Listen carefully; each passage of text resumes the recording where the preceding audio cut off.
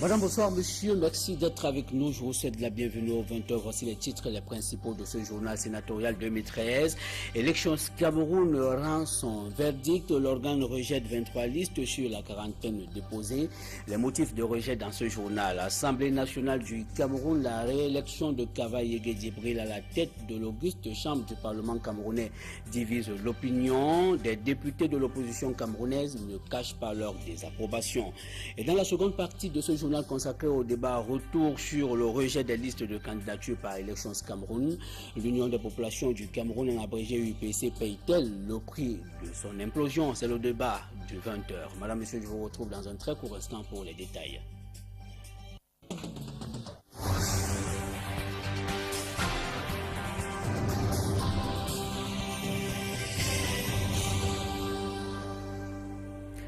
Merci une fois de plus de nous retrouver sur le 20h. De la politique à l'ouverture de la première partie de ce journal sénatorial 2013, Élections Cameroun sanctionne 23 listes de candidatures sur les 40 déposées par 8 partis politiques. Les motifs sont divers. Je vous propose de les découvrir dans ce reportage signé Yannick Mbazoua.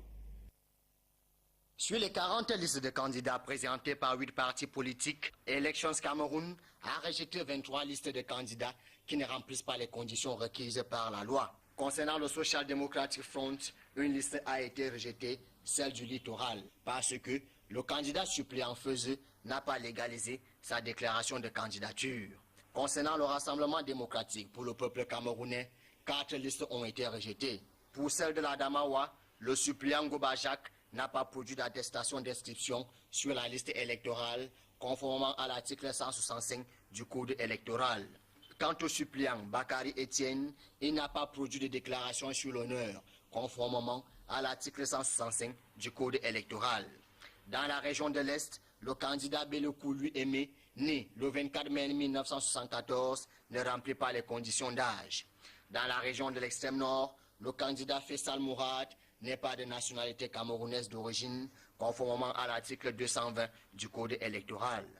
Dans la région de l'Ouest, le bulletin numéro 3 de la candidate Akwalefo Bernadette Ndjedo est non conforme parce que délivré par la police en lieu et place de la justice en violation des articles 580 et 581 du Code de procédure pénale du Cameroun. Quant au candidat suppléant Gonsou Fossing Joseph, il a produit une déclaration de candidature en 3 exemplaires non légalisés. Quant au candidat suppléant Gonsou Fossing Joseph, il a produit une déclaration de candidature en 3 exemplaires non légalisés, conformément à l'article 164 du Code électoral. Concernant les autres partis politiques sanctionnés, à savoir l'Alliance nationale pour la démocratie et le progrès, le Front pour le salut national du Cameroun, le Mouvement démocratique pour la défense de la République, entre non-paiement de la caution exigée, l'absence des femmes dans les listes de candidature et non-conformité des dossiers de candidature, tels que prescrits par le Code électoral, les motifs étaient presque les mêmes. À l'Union des populations du Cameroun, enfin, pour le compte de ce parti politique, 3 factions ont concurremment présenté les listes de candidats à l'élection des sénateurs.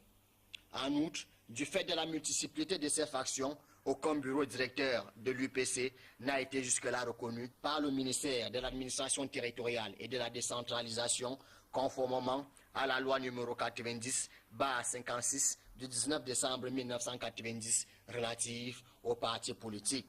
Les partis sanctionnés par Élections Cameroun ont jusqu'à ce vendredi 22 mars 2013 pour déposer leur recours auprès de la Cour constitutionnelle. Vous le savez donc, maintenant 4 partis politiques sont désormais hors course pour les sénatoriales annoncées pour le 14 avril de cette année. Il s'agit de l'UPC, de l'ANDP, du MDR et du FSNC, le parti de l'actuel ministre camerounais de la communication Issa Chiroma Bakary. Élections Cameroun a finalement retenu 17 listes sur la quarantaine déposée. Marcelin Gansop. Le verdict est tombé, tel un couperet et sans débat, mercredi soir, au Palais polyvalent des sports de Yaoundé. C'est sans débat, hein? Le Conseil électoral d'Élections Cameroun, réuni en sa session de plein droit, a tranché. 4 formations politiques sur les 8 qui étaient sur la ligne de départ participeront au sénatorial du 14 avril prochain. RDPC, 6 listes. dans les régions suivantes: centre, littoral, nord, nord-ouest, sud et sud-ouest. SDF, cette liste dans les régions de l'Adamawa, du centre, du nord, du nord-ouest, de l'ouest, du sud et du sud-ouest. UDC, une liste, région de l'ouest. UNDP, 3 listes dans l'Adamawa, le littoral et le nord. 4 formations politiques ont vu les listes rejetées. Il s'agit des 9 listes présentées par les 3 tendances de l'Union des populations du Cameroun. Des 3 listes présentées par l'ANDP de Amadou Moustapha. Des 2 listes présentées par Issa Tiroma Bakari du Front National pour le salut du Cameroun. Et puis, la liste conduite dans l'extrême nord par Daikoli Daïsala du MDR. Notons également qu'une liste du SDF a été rejetée dans la région du littoral, pendant que le RDPC a vu 4 de ces 10 listes refoulées, notamment dans l'Adamawa, l'Est, l'extrême nord et la région de l'Ouest. Toutefois, les formations politiques qui ne sont pas satisfaites par les décisions de l'ECAM peuvent introduire des recours. Conformément aux dispositions de l'article 129 du Code électoral, les contestations ou réclamations relatives au rejet ou à l'acceptation des candidatures sont soumises à l'examen du Conseil constitutionnel dans un délai de 2 jours suivant la publication des candidatures. En rappel, 40 listes avaient été présentées. Au final, 17 listes ont été acceptées et 23 ont fait l'objet de rejet. C'est sans débat, hein? Un seul parti politique est passé avec succès au scanner de l'élection Cameroun. Il s'agit de l'UDC. Son président national, Adamou Ndamdjoa, s'exprime au micro d'Equinox Télévision. C'est lié absolument au sérieux qui caractérise l'Union démocratique du Cameroun dans tout ce que nous faisons. Ce sérieux et ce réalisme nous conduisent à lire les textes et à tenir compte aussi du contexte. Ce que notre liste est présentée là où nous avons des grands électeurs. Si bien que dans le fond, je crois, ce qui est important, c'est la manifestation de la démocratie. C'est la vie démocratique qui va commencer à voir le jour. Et comme je disais, ce sera au sorti des prochaines élections municipales et des élections sénatoriales qui suivront. Et toujours dans ce registre des sénatoriales 2013, notons que les conseillers municipaux de l'arrondissement de Douala 2e sont édifiés sur le caractère obligatoire du scrutin. Dans une rencontre avec l'ECAM tenue ce jour, le responsable communal leur a rappelé l'article 227 alinéa 2 de la loi portant code électoral. Cette disposition indique que les membres du collège électoral sont tenus à peine de déchéance de prendre part au vote. Rappel leur a également été fait de se présenter au jour du scrutin munis de leur carte d'électeur spéciale, de même qu'une pièce d'identité. Je vous propose à présent d'écouter le chef d'antenne de l'ECAM, puis un conseiller municipal qui lui revient sur les cartes électorales non biométriques. C'est au micro d'Equinox Télévision.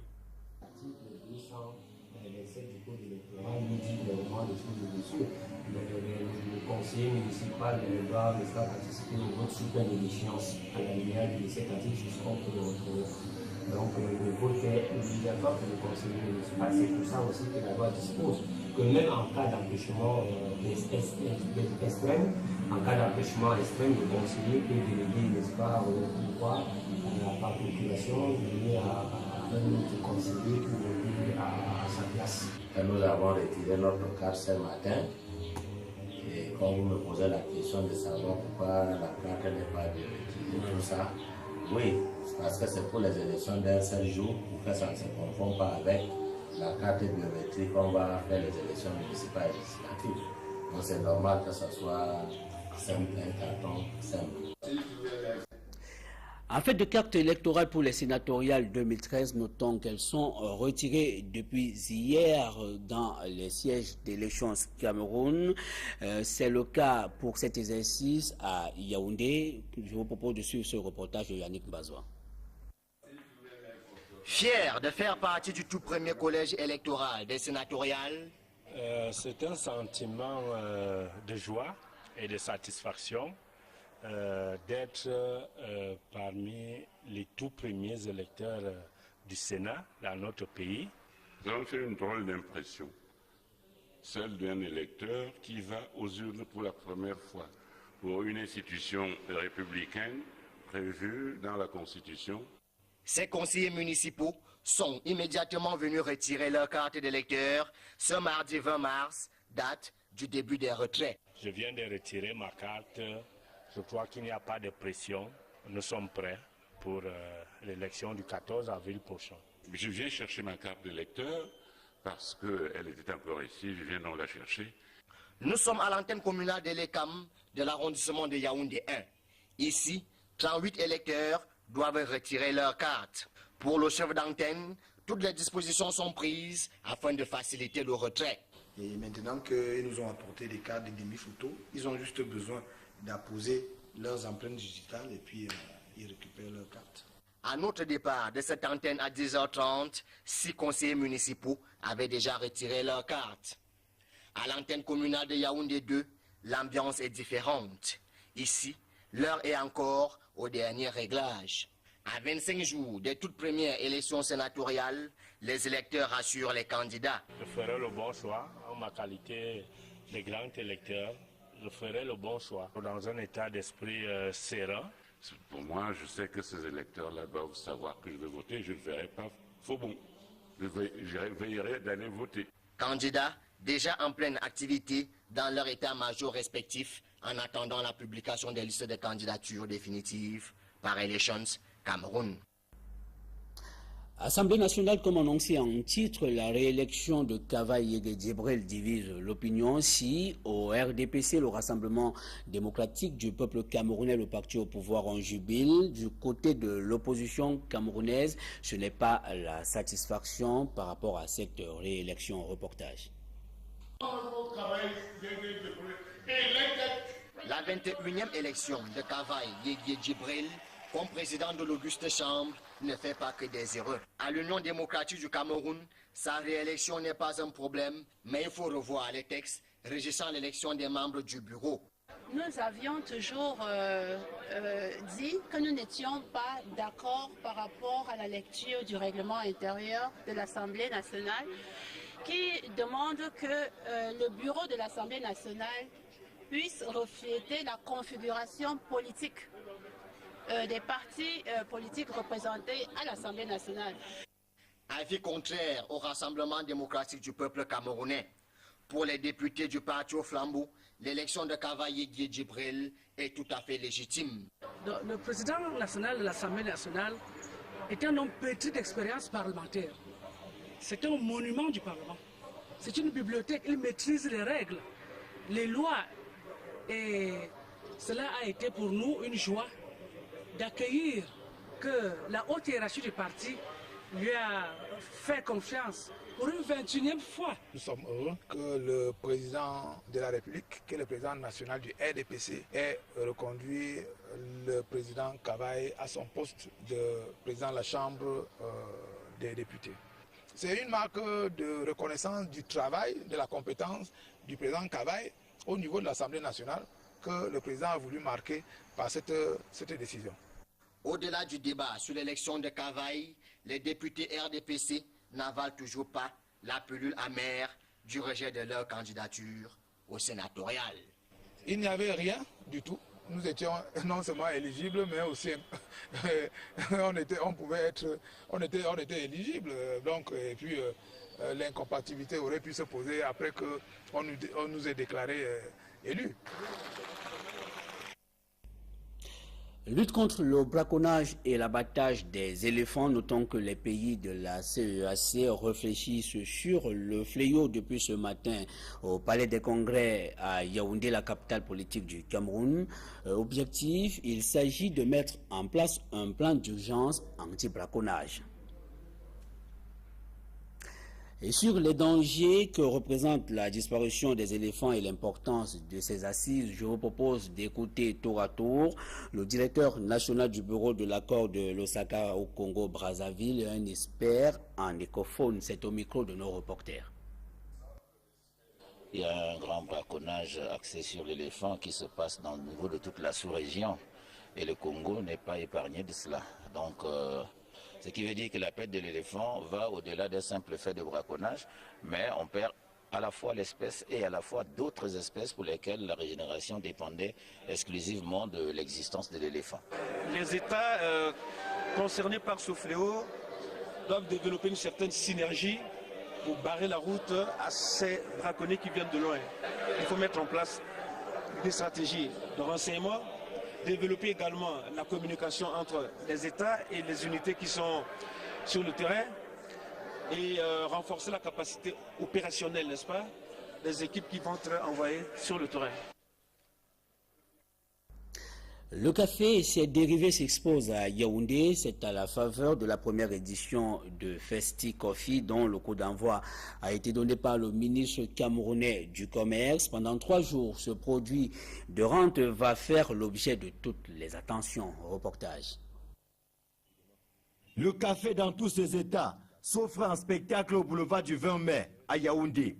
Il ne fallait pas mieux pour inaugurer cette première édition de Festi Coffee, la fête du cacao made in Cameroun. Au menu de la dégustation, mais surtout une foire exposition regroupant une 50aine d'exposants représentant l'ensemble des maillons de la chaîne de valeur. Il s'agit d'encourager les producteurs. Vous savez, la filière café a connu de grosses difficultés au cours des années 90. Dieu merci, maintenant nous sortons la tête de l'eau. Les cours sont bons, la qualité s'améliore et nous apportons cette plus-value nécessaire au niveau local par la transformation. Il y a plein de transformateurs. Si nous arrivons à sortir de nos 38 000 tonnes, ce que nous produisons actuellement, à arriver à cet objectif qui est le nôtre de 150 000 tonnes, ce sera beaucoup de revenus pour notre pays. Si cette journée se veut festive et populaire, elle offre surtout l'occasion de briser les préjugés élitistes qui entourent la consommation du café. Beaucoup d'entre nous ne boivent pas le café, ne savent pas ce que c'est, alors que le café a de très grandes vertus. De montrer aux producteurs de café et à l'opinion internationale que nos producteurs ne sont pas abandonnés. C'est le rôle de notre profession dans lequel vous retrouvez tous les intervenants au niveau de la filière. Ce type de journée, c'est également pour inciter les gens à produire la qualité. C'est un appel du pied, c'est une incitation à comprendre qu'ils comprennent qu'on peut vivre du café sans pour autant être derrière un bureau en ville. Ce Festi Coffee ne pouvait donc pas mieux tomber au moment où les énergies sont concentrées autour de la relance de la production caféière nationale. Il y a quelques années, le Cameroun était concurrent de la Côte d'Ivoire. Maintenant, notre production a baissé. On est dans les 30 000 tonnes. Le prix a baissé. Maintenant, il est question de revenir à la production. Non pas seulement une production en quantité, mais en qualité. La demande du café au niveau international, elle est très élevée.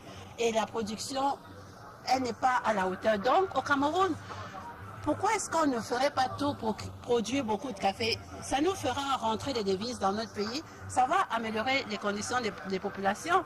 Cette première édition de Festi Coffee se poursuit ce vendredi 22 mars avec le débat d'opérateurs organisé à Konsamba, Bafoussam et Ngelemeduka. Et les responsables des communes du département des Bamboutos, nous sommes à l'ouest du pays, sont sensibilisés sur la notion du budget programme. Les innovations majeures et le cadre réglementaire en matière d'exécution de ce budget ont été inculqués aux gestionnaires de crédit dans cette localité dans laquelle nous retrouvons les clercs Tchakem et Julingue. Selon la loi du 26 décembre 2007 portant un régime financier de l'État, 2 principes sont importants dans l'exécution du budget programme. La sincérité et la transparence, des notions qui ont été rappelées aux gestionnaires de crédit et receveurs de finances de la commune de Bouda. C'était à l'occasion de la première réunion de lancement du budget 2013 dans le Bamboutos. Au cours de cette séance, présidée par l'autorité préfectorale, il était question de sensibiliser les différents participants pour une utilisation efficiente du budget programme.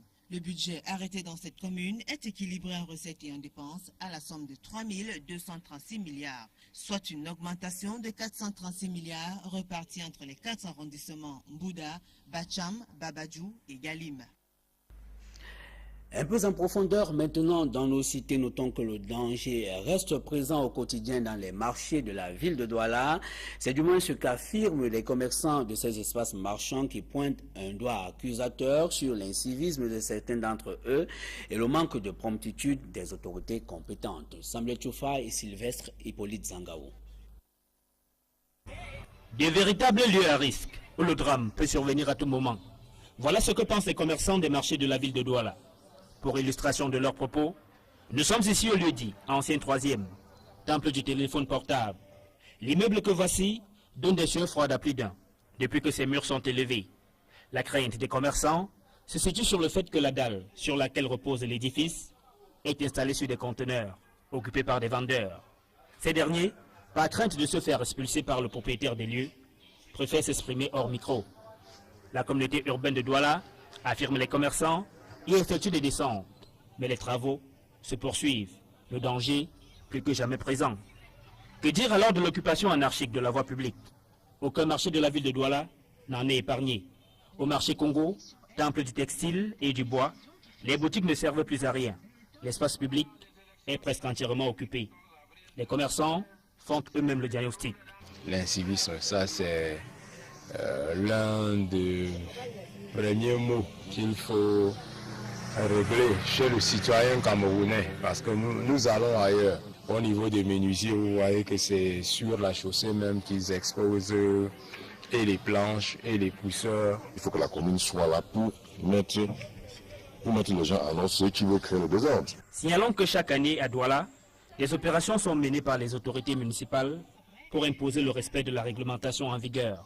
Mais les habitudes, dures comme fer, prennent le dessus.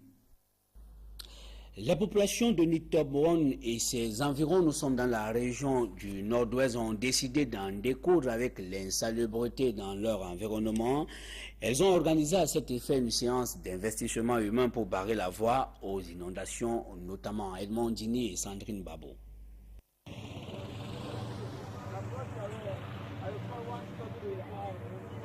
Ces populations des quartiers Nitop 1, Tinde et Takrou, situées à proximité du village Bengui, vont en guerre contre l'insalubrité dans les zones de résidence. Elles ont laissé de côté leurs occupations le temps d'une journée pour la réussite de cet investissement humain. Si nous ne réglons pas ces coups d'eau, il va causer des inondations et les enfants de Tinde ne pourront pas aller à l'école ni à l'église. L'opération consiste à débroussailler, à curer les caniveaux afin de faciliter le drainage et éviter les inondations, surtout en cette période de retour des grandes pluies. La première semaine, nous interpellons tout le monde. La deuxième semaine, nous les rappelons la date du travail. Ce travail manuel, auquel on prit part environ 500 habitants des quartiers Nitop 1, Tinde et Takrou, va sans doute contribuer au bien-être de ces populations et les mettre à l'abri de nombreux désagréments. Une initiative répétée tous les ans par la mairie de Bamenda 2 en collaboration avec les différents chefs des quartiers concernés. À l'approche du début de la saison de pluie, nous mobilisons les populations et ensemble nous organisons le travail. C'est notre devoir. Encore des malades abandonnés dans nos hôpitaux. Il y en a à l'hôpital Sebek de Bonaberi. Nous sommes dans l'arrondissement de Douala 4e. C'est une sexagénaire qui a passé un mois dans ce centre hospitalier sans assistance familiale. Merveline Tapi. Régine Moissé, 62 ans, souffre le martyre. Non pas à cause de sa maladie, mais surtout à cause de l'abandon des siens. Depuis le 23 février dernier, qu'elle a été conduite à l'hôpital Sebek par sa fille aînée, la nommée Marie Lochou qui vivrait à Loum, la sexagénaire a été abandonnée. Elle est soignée et nourrie par le personnel de l'hôpital depuis cette date. Depuis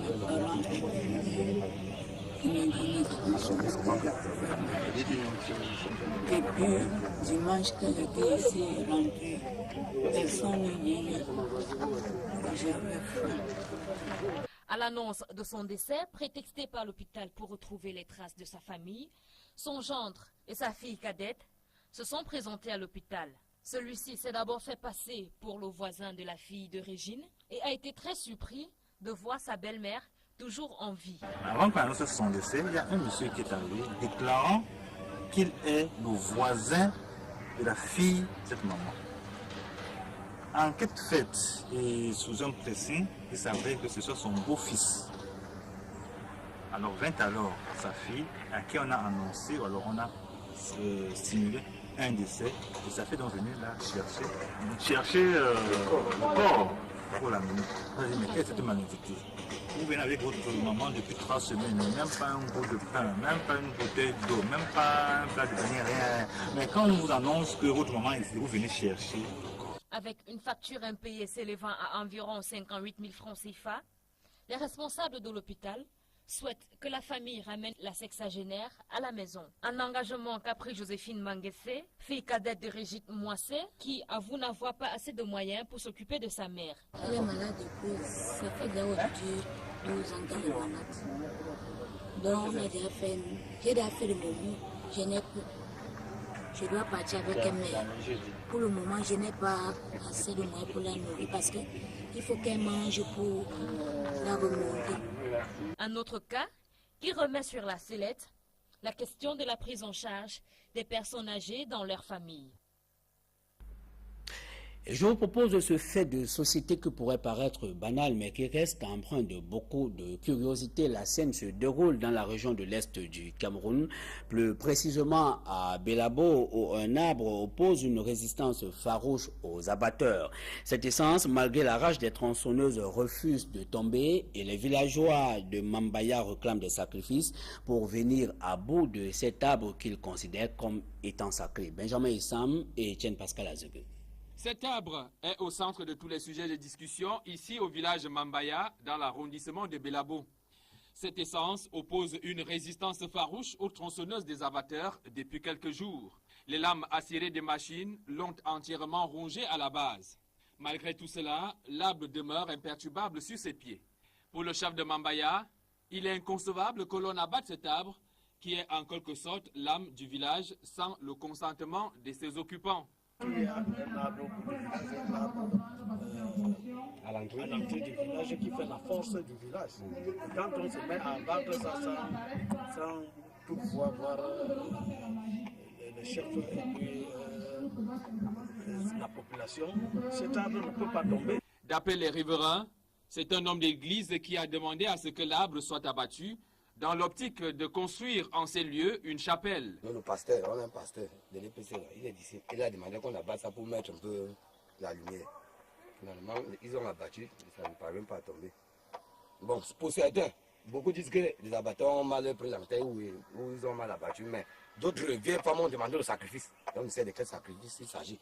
Comme quoi, l'histoire de Mambaya s'écrit avec ces arbres sacrés que l'on ne saurait abattre par la seule volonté d'un homme de Dieu. Et il faudra d'abord le rite traditionnel. Pour le rite traditionnel, est-ce que nous avons déjà aboli la tradition? Nous sommes au village. Quand le pasteur vient, il doit se rapprocher de la population, du chef et tout le monde. En attendant ces sacrifices, l'arbre sacré continue de défier les lois de la nature et les abatteurs. Voilà. Histoire curieuse. Du sport football pour refermer la première partie de ce journal. Match qualificatif pour la Coupe du Monde 2014 Cameroun-Togo, c'est samedi prochain. Un public pour porter les Lions à la victoire. La séance d'entraînement de ce jeudi a été très courue avec l'entrée en scène de Benoît Assou et Koto qui jusqu'ici manquait à l'appel. Marcelin Gangsop. Benoît Assou et Koto est enfin dans la tanière. Arrivé mercredi soir, il a foulé la pelouse de Fandena en compagnie de ses 22 coéquipiers qui l'ont précédé. Cette séance d'entraînement avait toutes les allures des matchs officiels. Le public a répondu massivement présent. Preuve que l'éloignement des poulains de Jean-Paul Akono a créé un vide, une distance qu'il fallait absolument combler. On a découvert un très bon cadre. Très calme, très bien et très agréable à travailler et à rester. C'est bien pour la concentration, pour le travail. On a bien bossé pendant 2 jours. Maintenant, on est content de retrouver notre stade et de retrouver nos supporters. On a même vu certains supporters escalader les murs du stade juste pour voir les 23 Lions s'entraîner.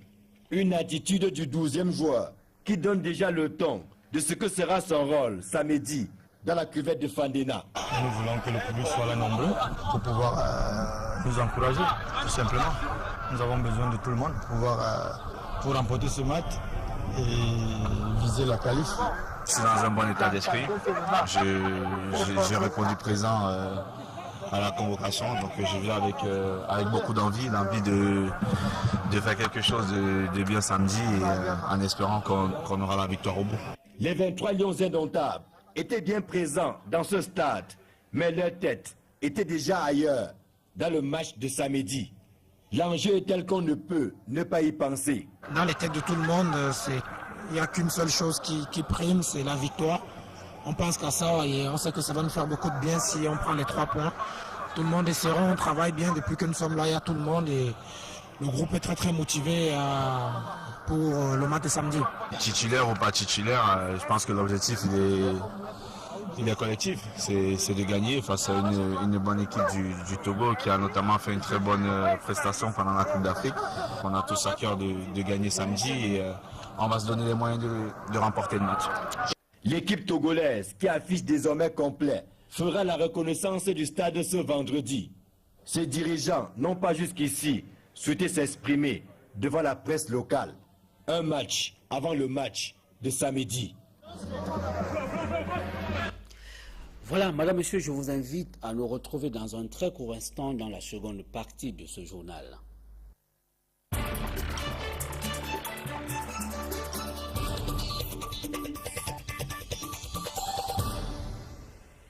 Merci de nous retrouver dans la seconde partie de ce journal consacré au débat avec nous ce soir. Simon Serge Sor, bonsoir. Bonsoir.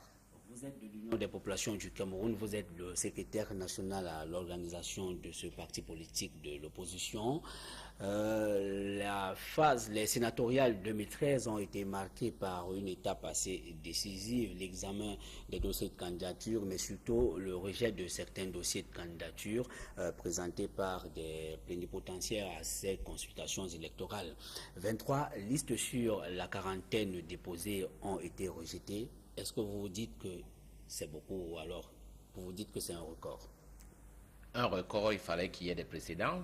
Je dis c'est une surprise pour certains et une normalité pour d'autres. Pour l'Union des populations du Cameroun, qui est un parti mature, 65 ans déjà, il y a juste une légère incompréhension que nous allons lever avec le concours des uns et des autres. Alors, avant de revenir avant de nous établir sur le cas spécifique de l'Union des populations du Cameroun avec la question, est-ce qu'elle paye aujourd'hui le prix de son implosion, le prix de ses nombreuses divisions? Je voudrais qu'on essaye de voir, on a écouté tout à l'heure dans les reportages que nous avons diffusés au cours de ce journal, les motifs qui sont variés dans la majorité des formations politiques. Est-ce que vous pensez que l'indélicatesse et la précipitation auraient présidé de tels rejets?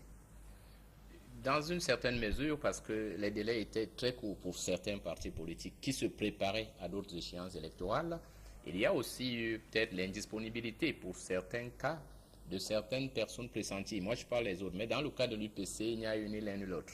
Nous avons présenté nos listes conformément et je crois que lorsque nous déposions les listes au niveau de l'ECAMI, il y avait eu une vérification préalable et nous avons eu un OK avec des félicitations du chef d'antenne. Alors maintenant, puisque vous voulez à tout prix qu'on parle tout de suite de l'UPC, l'Union des populations du Cameroun, est-ce que les motifs de rejet qui sont évoqués vous paraissent-ils acceptables?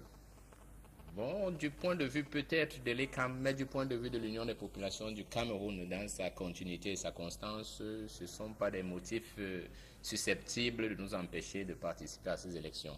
Parce que la résolution 86 dit simplement que ce parti aurait présenté 3 factions et que l'OMINAT n'aurait pas encore reconnu un bureau directeur de l'UPC. Ce qui, pour ceux qui connaissent le parti et connaissent ses règlements, n'a rien à voir avec la réalité.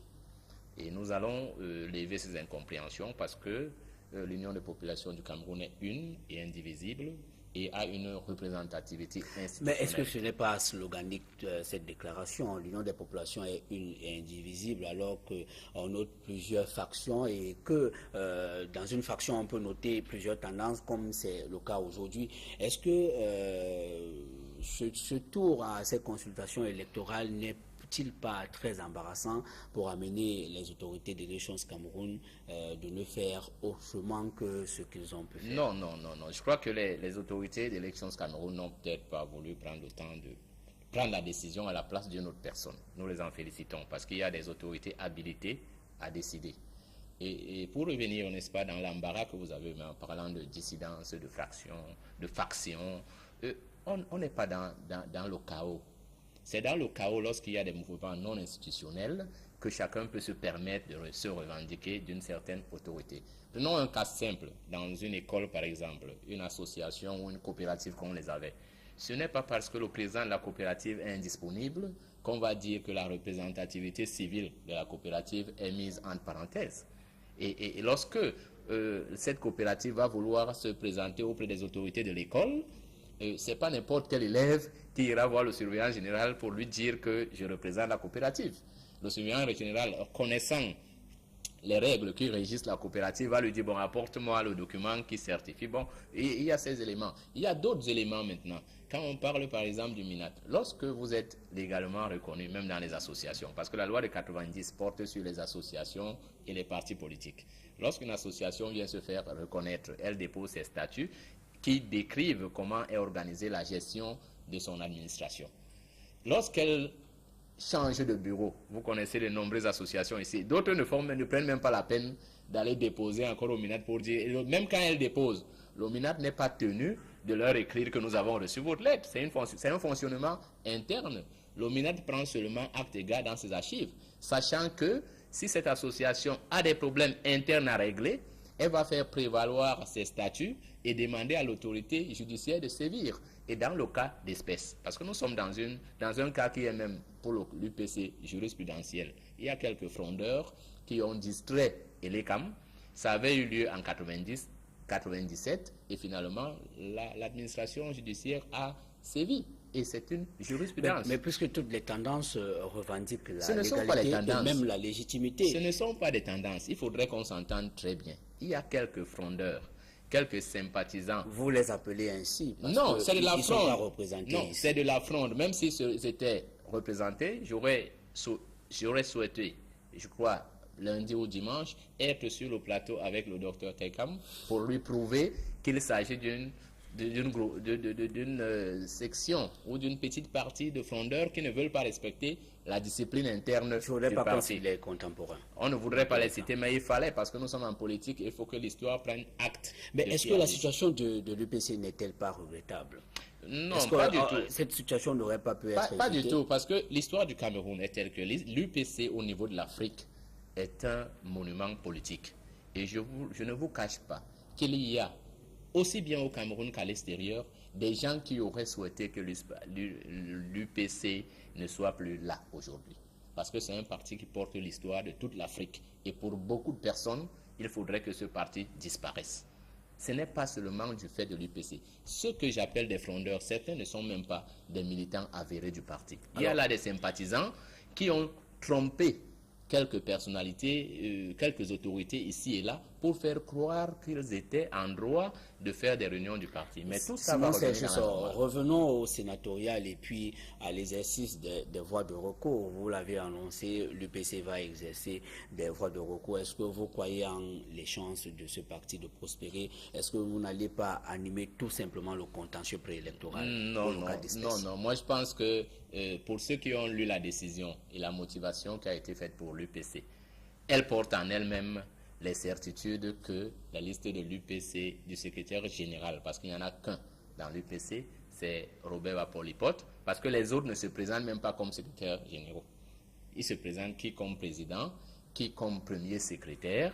Donc, on sait que l'UPC n'a qu'un seul secrétaire général et que c'est lui qui est habilité à parler au nom du parti. Donc, s'il a investi des listes, ces listes doivent être acceptées.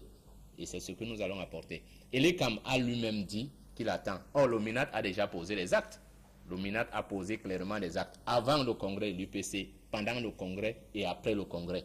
Donc on n'a pas besoin que l'OMINAT écrive que M. Robert Bapol... Ça veut dire que vous croyez en vos chances. Nous les avons et nous avons la certitude. Et je crois que même Elie Kamri croit. Merci Simon Serge Soro, vous êtes de l'UPC, une des tendances, si vous voulez, une non, des factions. Non, de l'UPC, pas une des factions. Comme vous voulez. Merci d'avoir accepté ce plateau, madame, monsieur. Nous sommes arrivés au thème de ce journal. Merci de nous avoir suivis.